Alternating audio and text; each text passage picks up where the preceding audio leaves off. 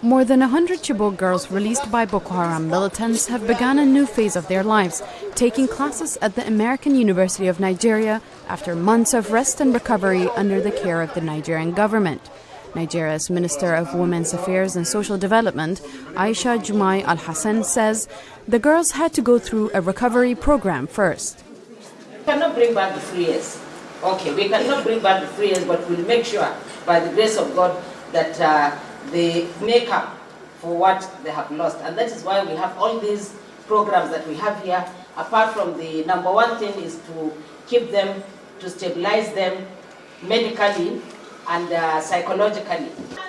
Al-Hassan said the girls will start remedial classes at AUN to prepare them for undergraduate studies in any field of their choice to be paid for by the federal government. AUN was already educating 24 girls who escaped Boko Haram shortly after the Islamist radical group kidnapped more than 250 students from a secondary school in the Borno state town of Chibok in April 2014. The abductions sparked worldwide outrage and a Bring Back Our Girls movement that gained supporters in the United States, including then First Lady Michelle Obama.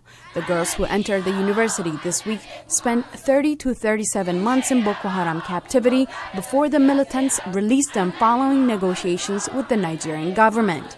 U.S. Representative Frederica Wilson, Democrat of Florida, an early supporter of Bring Back Our Girls, met the girls in Abuja shortly before they left the city. She told VOA the former captives generally seemed to be in good shape, but this was after a long period of medical treatment and psychological therapy. Can you imagine being held captive with terrorists, men who frighten you every single day for 3 years? When you are released, you are not normal. Your psychic is not too good. So they had to debrief them and help them.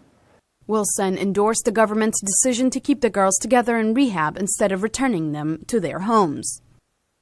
Because these girls had been together so long, to separate them would have traumatized them, in my estimation.